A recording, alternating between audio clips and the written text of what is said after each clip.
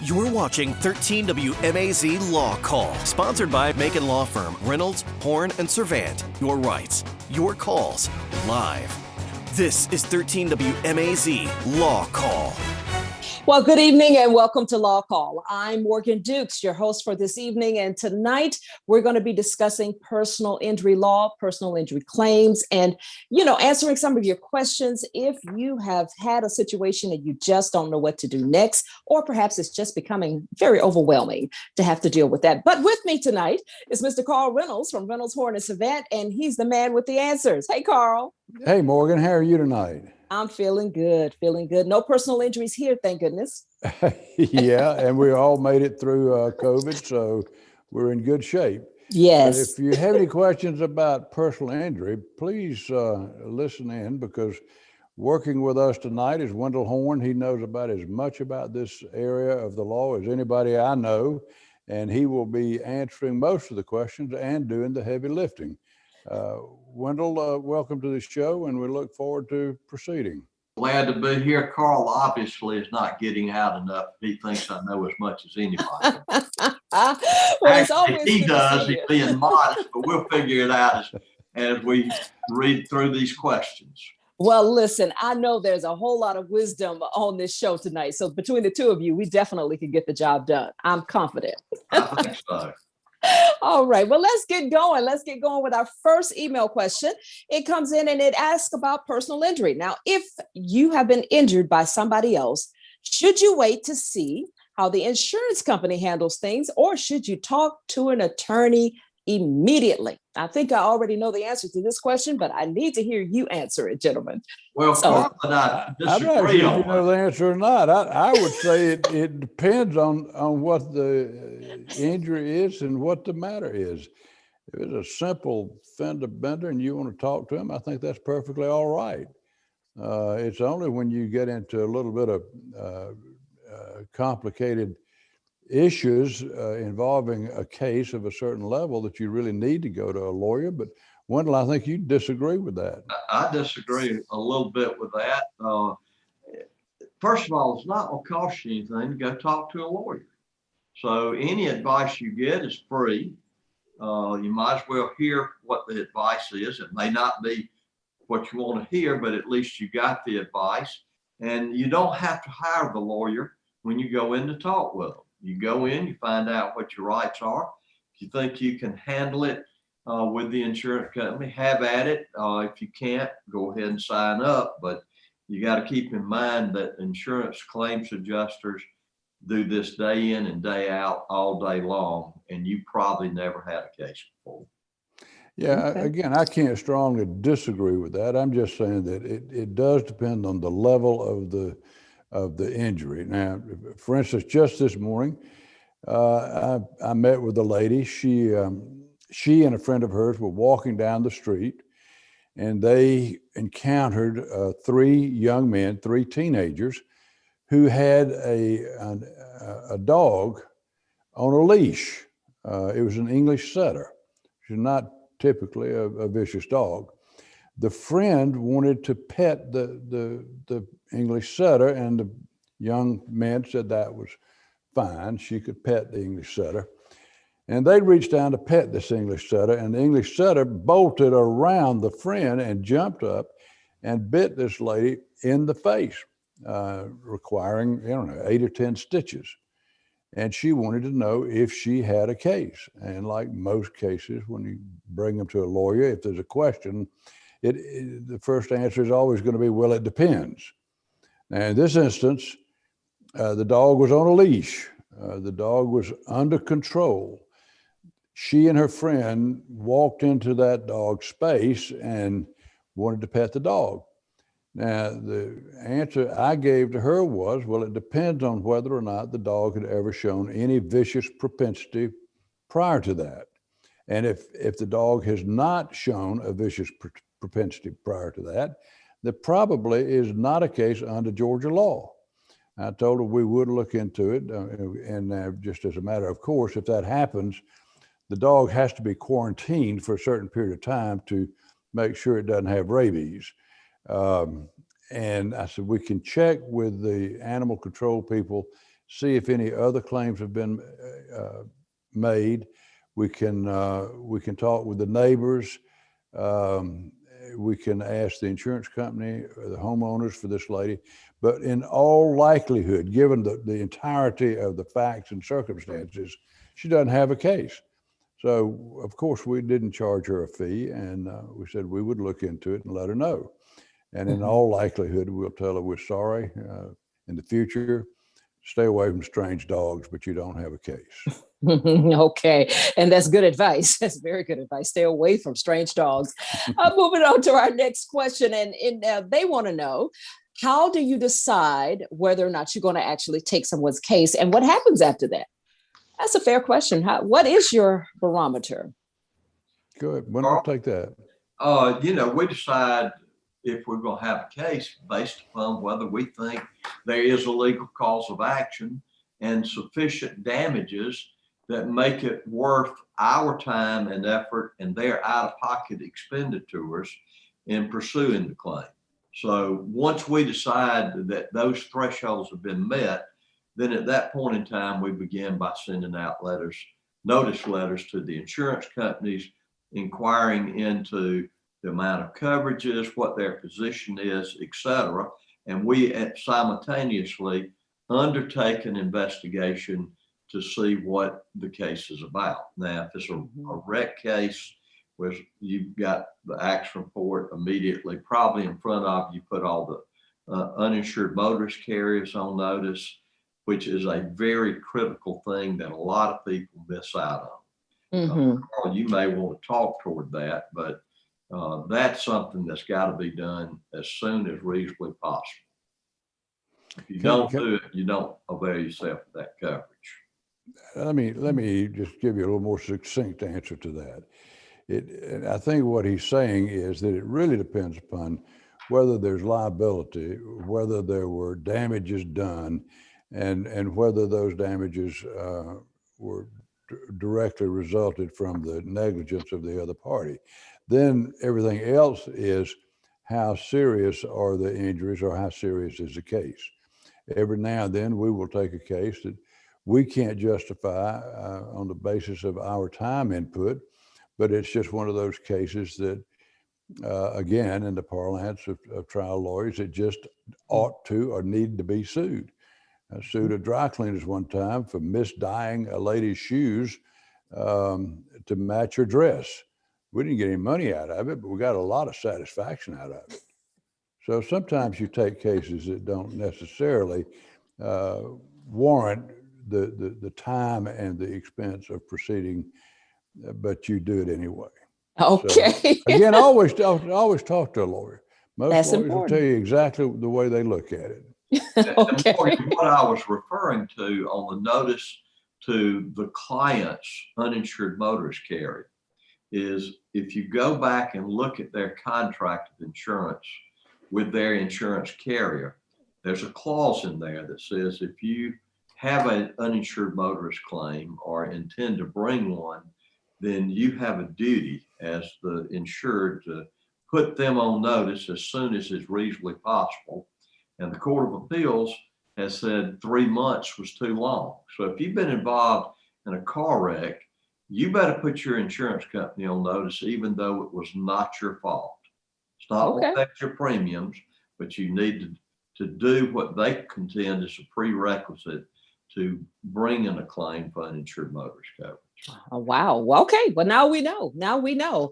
I have Wendell Horn and Carl Reynolds with us. We're talking about personal injury law and claims. When we're going to come back, we're going to find out, do you have to go to court to get some money? We'll talk about that next right here on Law Call.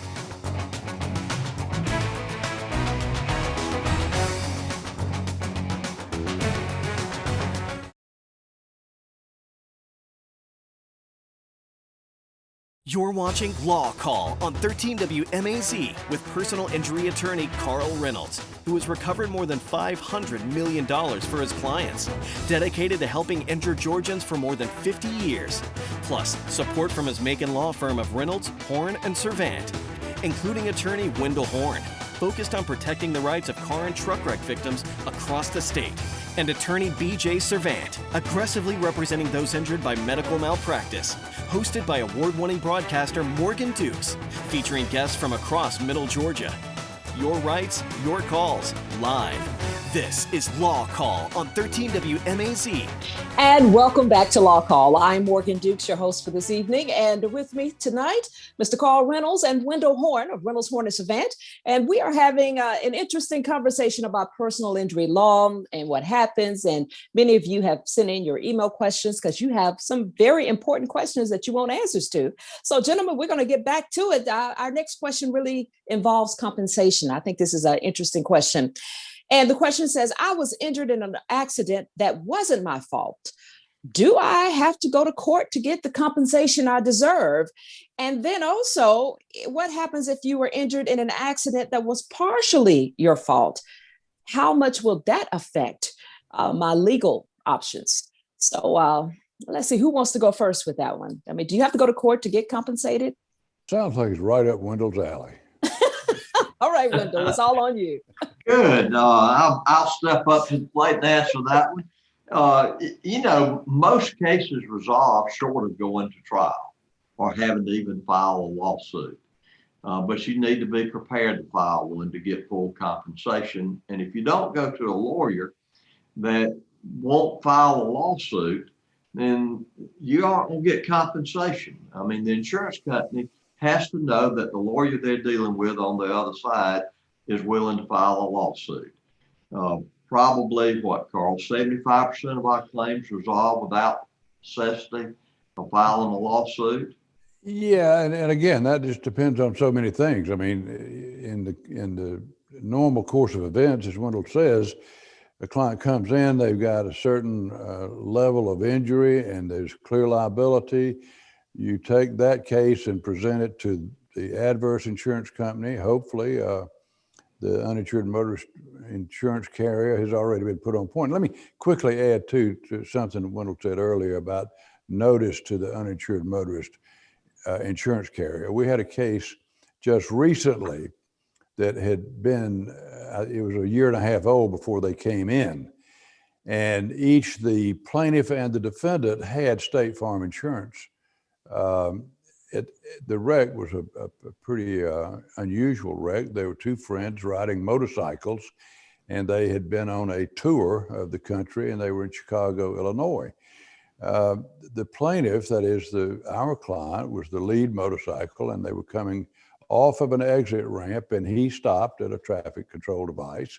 His friend was looking at his phone, for God's sake, and rear-ended the plaintiff on a motorcycle.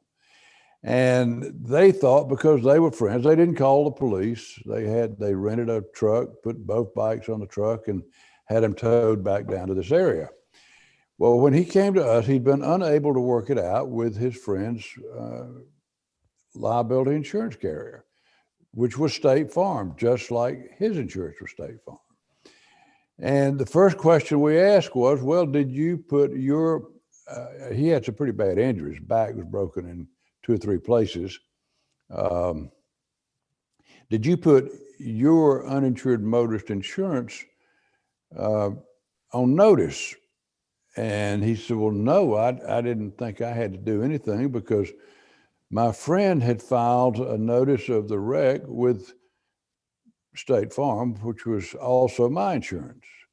Well, as Wendell pointed out earlier, the courts have held that as much as 3 months is too much of a delay, and they have an absolute coverage defense. That means they don't have to honor their uninsured motorist insurance coverage, which they sold to you and accepted your money for. But because of that technicality, they can deny the coverage. And that's exactly what happened. And so we, of course, did some research on it and thought, well, maybe if his friend filed a notice of the wreck with the insurance company, which was the same insurance company as our client had, it would satisfy that need. Well, under the law, it doesn't. His uninsured motorist insurance is off the hook. Now, I forgot what I was talking about, but I wanted to add that because that was very important. Yes. The other was what was the question? Whether you had to go to court to get compensation. No, most of the time, in that situation, if they come in a timely manner, the lawyer would have already notified the client's uninsured motorist insurance carrier, would have put the adverse insurance company on notice. Then it would be a matter of collecting the data that you need, which would be all the medical bills, some narrative reports from the doctors saying what history they took, what the injury was, et cetera, et cetera. Maybe a documentation from their place of employment as to how much they lost in the way of wages. You get all this information together. Then you basically kind of rely on your experience in handling similar claims, and you go to the insurance company with a demand. Insurance company will look at it and come back, hopefully, with an offer. There was a part to that question about what if they were partially at fault. That's a whole nother discussion. But in that process, most of the time, I don't know if it's 75%, I think that was kind of spontaneous, but most of the time, a settlement will be worked out without a suit even being filed. Okay. All right. And that's good to know, because a lot of times, when people, go to court, they're looking to or they want to know if they should go to court, if they should push that hard. And I think it's important to also point out that compensation means money for those who might not know what that word means. I don't like to assume anything, that people understand everything we say. So compensation equals money, but a lot of times you're saying that they don't have to go to court. It's usually settled before they get to that level, right? Correct. All right. All right, then. Good deal. Well, we're going to take a quick break right now, and then we're going to come back and answer more questions, because a lot of you have sent in your email questions, because personal injury is a real thing. And a lot of people have been hurt and are hurting and trying to navigate your way through. But we've got two great attorneys to help you do that. I'm Morgan Dukes, and you're watching Law Call.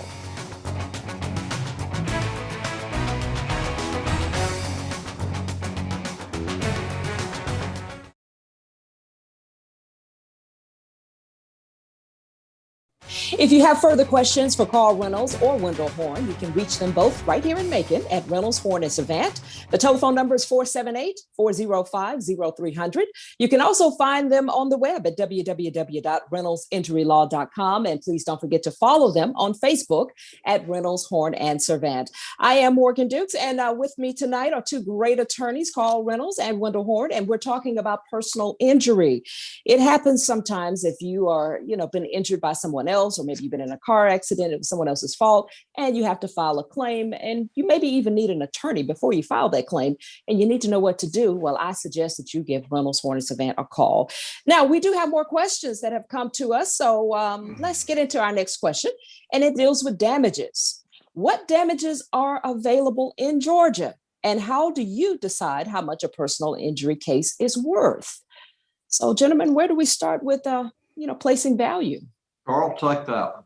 That's a question that to answer adequately requires a lot of information. But basically, there are three types of damages in Georgia. And by the way, in its legal definition, damages means money when you're seeking damages.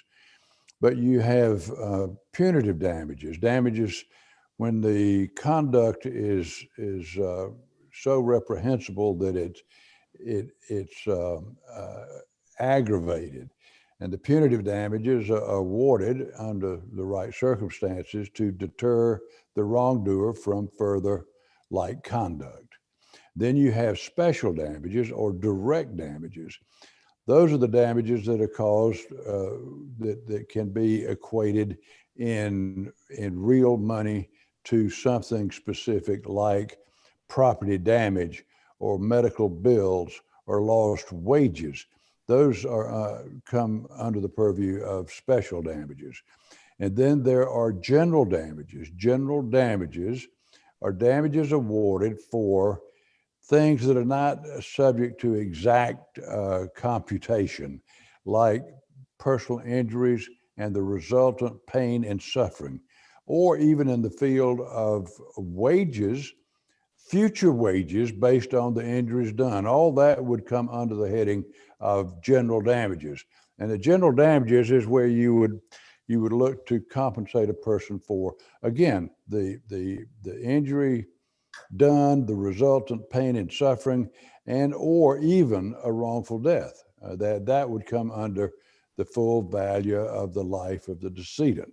Now, that's what the law says. Wendell, you want to explain that in plain English? Well, and I think you've done a good job, but in plain English, just your medical bills, loss of income, what you've basically been through, as Carl described, would be called general damages.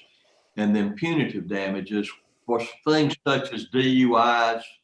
If the defendant was under the influence of alcohol or drugs, then you should be entitled to punitive damages. If they were traveling at a reckless speed or just driving totally recklessly, that's something that would give rise to punitive damages most of the time. Or if they leave the scene of the accident and are later caught, that could give rise to punitive damages, which, as Carl mentioned, are meant to punish that conduct and deter that conduct in the future. Okay. Yeah, Okay. I mean, Morgan, you asked also how we decide on how to accept a case too. It depends on the amount of the damages usually, but just to make that clearer, I mean, if you have a small case, you have small damages. If you have a small injury, you have small damages. If you have a big injury, you have big damages.